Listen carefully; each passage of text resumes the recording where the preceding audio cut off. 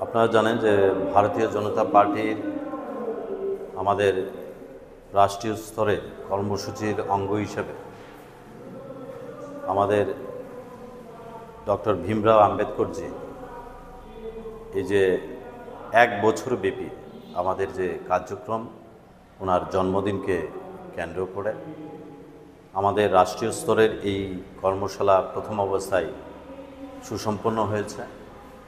তারপর আমাদের প্রদেশ স্তরে সেই কর্মশালা সুসম্পন্ন হয়েছে এবং আমাদের আজকে সদর শহর জেলার পক্ষ থেকে রবীন্দ্রভবন হল নাম্বার 2-এ আমাদের জেলার কর্মশালা চলছে।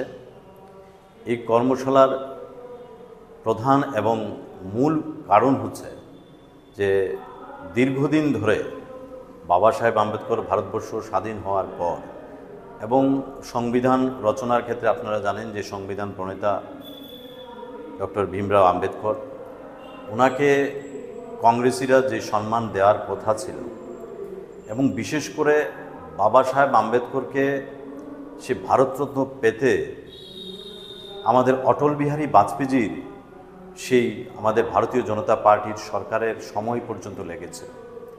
অটলজি পার্লামেন্টের মধ্যে এবং আমাদের আদভানিজি পার্লামেন্টের মধ্যে বিভিন্ন সময় বলেছেন যে ভীমরাও আম্বেদকরকে সে ভারতরত্ন পুরস্কার দেওয়া হোক, কিন্তু তৎকালীন সময়ে যে কংগ্রেসের যে নেতৃত্বরা ছিল, দেশ কংগ্রেসীদের গান্ধী পরিবারদের যারা পরিচালিত ছিল, সেই গান্ধী পরিবারের লোকরা নিজেরা জীবিত থাকায় অবস্থায় সে ভারতরত্ন পুরস্কার নিয়েছে, কিন্তু বাবা সাহেব আম্বেদকরকে পুরস্কার দেননি। সে অটল বিহারীজি বাজপেয়ীজির সেই পার্লামেন্টের মধ্যে যে দাবি ছিল সেটা অটল বিহারী বাজপেয়ীজি যখন প্রধানমন্ত্রী হয়েছেন তখনই বাবা সাহেব আম্বেদকরকে সে ভারতরত্ন পুরস্কার দেওয়া হয়েছে। এবং ইতিহাসের পাতা থেকে, বিশেষ করে ভারতবর্ষের এডুকেশনের স্তর থেকে বাবা সাহেব আম্বেদকরকে এবং বাবা সাহেব আম্বেদকরের যে কর্মশালা, কর্মপদ্ধতি এবং পিছিয়ে পড়া মানুষদের নিয়ে যে ওনার যে লড়াই এবং সংগ্রাম সেটাকে তুলে দেওয়া হয়েছিল।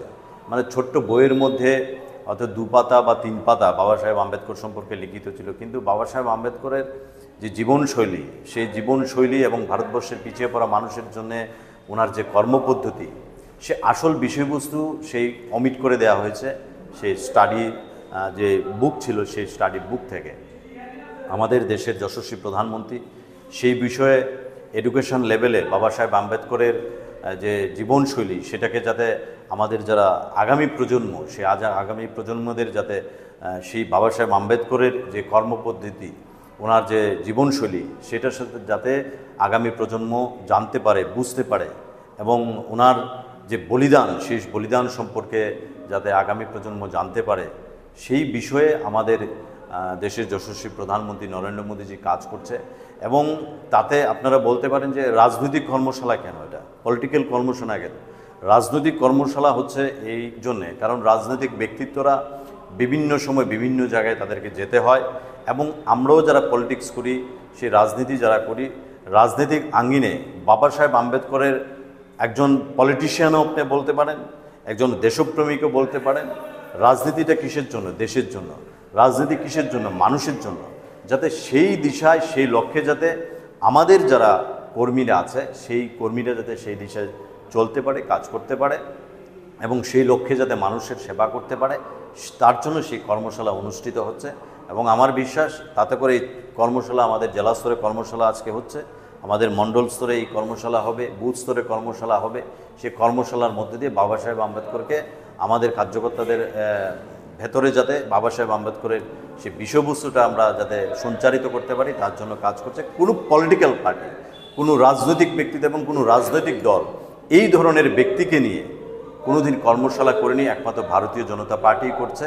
এবং আমাদের বিশ্বাস যে প্রকৃত শ্রদ্ধা এবং প্রকৃত সম্মান ভারতীয় জনতা পার্টি বাবা সাহেব আম্বেদকরকে দিয়েছে, এটা আমাদের নৈতিক দায়িত্ব এবং ভারতের একজন সুনাগরিক হিসাবে আমার নৈতিক দায়িত্ব এই সমস্ত ব্যক্তিদের জানা, এই সমস্ত ব্যক্তিদের সম্পর্কে পরিচয় হওয়া এবং তাদের কর্মপদ্ধতি সম্পর্কে পরিচয় হওয়া এবং তাদের লক্ষ্য কী ছিল, দেশের মানুষের জন্য কি লক্ষ্য ছিল, দেশকে নিয়ে তারা কি ভাবতেন, সেই বিষয়ে আমরা যদি জানতে পারি আমরাও সমৃদ্ধ হব। তার পাশাপাশি আমাদের যারা